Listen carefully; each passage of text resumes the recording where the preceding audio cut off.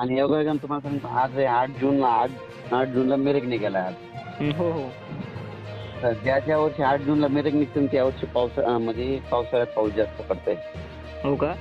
हा. 8 जूनला मिरग निघाला ना त्या वर्षी पाऊस कमी पडतोय. तर आज मिरग निघणार आहे. हो हो आज आज म्हणजे 8 पासून समजा आज 8 जून 9 10 11 12 हो या 2-4 दिवसामध्ये खूप पाऊस पडणार आहे. म्हणजे जवळपास हो हो हॅलो बोला ना सर.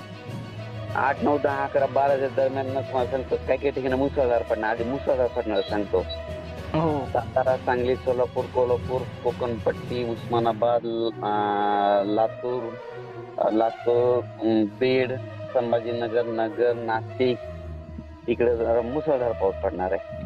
हो आणि रात्री पण खूप पडला साहेब इकडं जालना सिल्लोड भोकरदन परत छत्रपती संभाजीनगर या भागात मध्ये खूप म्हणजे वेगवान मुसळधार आणि अवकाळी वाऱ्याचं खूप वादळ पण खूप होतं साहेब.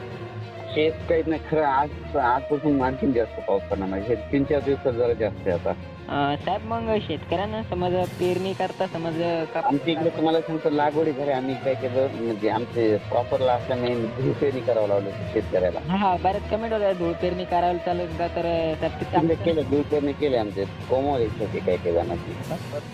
समज एकंदरीत विचार केला असता जर लागवड जर कधी केली पेरणीची तर काही अडचण नाही समज आता इथून पुढे. आता एक ओला असली तर बिलकुल पेरून टाकायचं. हो एक इथं ओल रात्रीच्या पावसात गेली साहेब. आता आम्ही तर चेक करून पाहिले तर एक इथं ओल गेली इकडं संभाजीनगर जालना आमच्या भागामध्ये.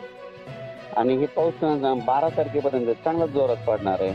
आणि 12 पासून पुढे 13 14 पुन्हा 2-3 दिवस थोडं कमी होईल पण पुन्हा 17च्या नंतर पुन्हा पाऊस येणार आहे पुन्हा.